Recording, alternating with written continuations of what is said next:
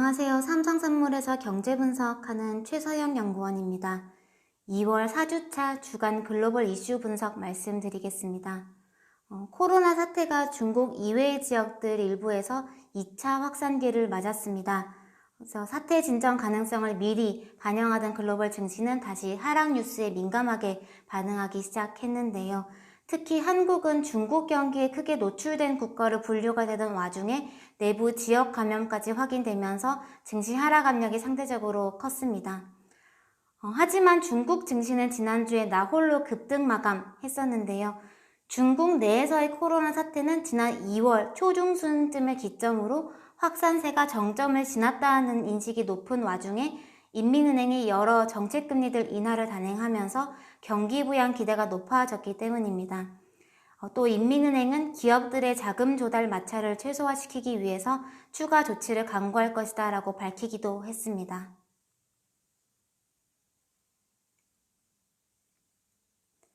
달러화 강세가 쉽게 멈출 기미를 보이지 않고 있습니다. 달러 지수는 주간으로는 주 후반 부진한 PMI 발표에 따른 급락 영향 때문에 0.1% 상승에 그치긴 했지만 주중에는 99.9포인트까지 고점을 높이면서 100선을 위협했었는데요. 특히 기존의 유로화 약세가 주로 주도했던 강달러 국면이 지난주에는 대부분 통화에 대한 강세 국면으로 번지는 모습이었습니다. 트럼프 대통령의 미국 중심적 무역 행보가 지속이 되는 와중에 발생한 코로나 사태가 미국 경기의 상대적 강세를 더 부각시킨 것이 주요 배경으로 보이는데요. 이러한 달러화 강세 환경은 당분간 유지될 가능성이 높아 보입니다. 한편 통상적으로는 역의 상관관계를 보이는 달러와 금 가격의 동반 강세가 작년에 이어서 다시 부각이 되고 있습니다. 보시는 차트의 좌측은 달러와 금의 과거 장기 추이이고요. 우측은 2019년 이후 최근의 흐름인데요.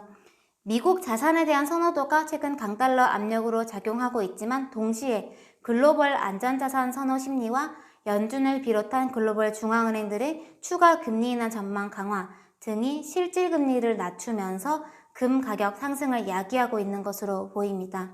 그래서 이번 코로나 사태가 진정이 되더라도 중앙은행에 대한 완화 편향적인 기대가 유지가 되는 한 낮은 실질금리 환경이 유지되면서 금 가격은 지지될 가능성이 높아 보입니다.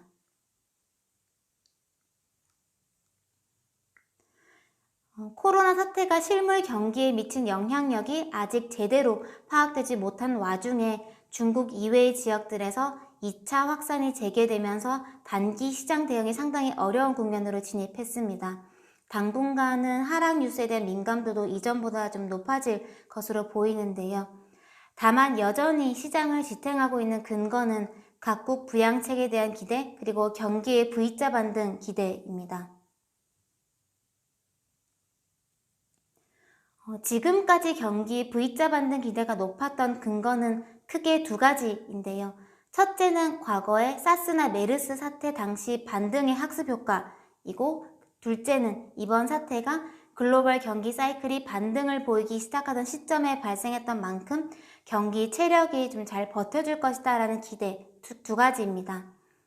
우선 첫 번째 근거에 대해서는 좀 과거와는 다른 중국 경기의 규모나 역할, 또 가파른 전염 속도, 또 일부 주변국들의 지역 감염 확산 등이 예상보다 강하게 진행이 되면서 조금씩 의구심들이 생겨나기 시작했습니다. 그렇다면 이제 더 중요한 것은 두 번째 근거, 정말 글로벌 경기가 이번 사태를 잘 이겨줄 만큼 체력이 견고한가에 대한 문제일 텐데요. 최근에 유로존 경기에 대한 의구심이 좀 높아진 배경에는 이번 사태가 본격화되기 이전인 12월 실물 지표들이 예상보다 부진한 결과들을 보였었기 때문입니다. 또 이번 사태 이전의 중국 경기도 정부의 적절한 부양책이 지속된다는 전제 하에 6% 경기 안정이 전망되던 국면이었습니다. 다르게 말하면 자체적으로 초과 수요가 나타날 만큼 견고한 국면이 아니었다라는 의미인데요. 이렇게 아무리 경기 사이클상 저점이 확인된 이후에 나타난 사태였다 하더라도 이 사이클 반등의 힘이 강하지 못한 상황에서 발생했다면 회복 탄력이 예상보다 강하지 못할 가능성을 좀 염두에 둘 필요가 있습니다. 또 추가로 이번 사태가 경기에 미친 영향을 가늠할 때는 공급 충격과 수요 타격 두 가지를 좀 구분해서 고민해 볼 필요가 있습니다. 우선 공급 충격의 경우에는 중국의 생산 가동이 멈추면서 글로벌 공급망이 영향을 받는 문제인데요. 이런 부분은 당장 경제에 큰 충격을 야기할 수 있는 변수이긴 하지만 생산이 재개될 경우에는 V자 반등이 강하게 재개될 수 있는 영역이기도 합니다. 하지만 수요 타격의 경우는 좀 다릅니다. 소비 같은 경우는 생산과는 다르게 이연 효과도 상대적으로 적게 나타날 수 있고요. 특히 이번 사태가 만약 경제 주체들의 소득에 영향을 미친다면 향후의 소비 여력이나 소비 심리에 부정적인 영향을 미치면서 회복에 필요한 시간은 더 길어질 수 있습니다. 그래서 중장기적으로는 이번 사태가 제조업에 미친 영향보다는 서비스업 그리고 소득에 미친 타격을 더 주시해야 하는 이유입니다. 마지막으로 한편으로 저는 이번 사태가 모두 일단락이 되고 난 이후에는 결과적으로 증시와 경기 간의 괴리가 더 벌어질 가능성을 좀 우려하고 있는데요. 경기 충격이 클수록 금융시장에서는 중국 정부의 적극적인 부양 기대 그리고 연준 금리 인하 기대가 자극이 될 텐데 중국 정부의 과잉 부양은 한계 기업의 확산과 부채 확대로 연결될 가능성을 배제할 수 없고요. 또 연준에 대한 금리 인하 압박은 실제 피해자들에 대한 직접적인 기여보다는 자산 가격으로의 유동성 쏠림을 강화시키는 재료가 될 수 있기 때문입니다. 단기적으로는 우려와 기대 교차로 시장 대응이 어려울 수 있음에 유의하되 이후에는 증시 과열 가능성을 좀 경계할 필요가 있다라는 생각입니다. 이번 주에는 우선 중국이 통상 3월 초에 개최하던 양회 연기를 발표할 것으로 예상이 되는데요. 다만 이번 양회 연기는 코로나 사태 수습에 최대로 집중하기 위한 결정이기 때문에 정부의 부양 의지와는 별개의 이슈일 거고요. 또 주중에는 클라리다 연준 부의장 연설이 있는데 이번 사태에 대한 연준의 정책 스탠스가 얼마나 유연해지고 있을지 여부에 시장이 좀 집중할 것으로 예상됩니다. 또 주 후반에는 한국은행 금통위가 예정이 되어 있습니다.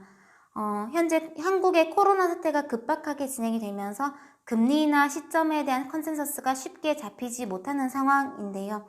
다만 실제 인하 여부도 중요하겠지만 이번 회의에서는 이 총재의 커뮤니케이션이 상당히 중요할 것 같습니다. 만약 동결을 결정할 경우에는 향후의 인하 여부를 얼마나 열어놓는지, 또 만약에 인하를 결정한다면 추가 인하 여부에 대해서는 어떤 언급을 할지 등의 시장 기대가 좌우될 것으로 예상됩니다. 금융시장은 또 단기적으로는 경기에 대한 우려와 부양책에 대한 기대가 교차하면서 시장 대응의 어려운 국면이 좀 이어질 것 같은데요. 이번 한 주도 시장 대응 잘 하시길 바라겠고 건강에도 유의하시길 바랍니다. 감사합니다.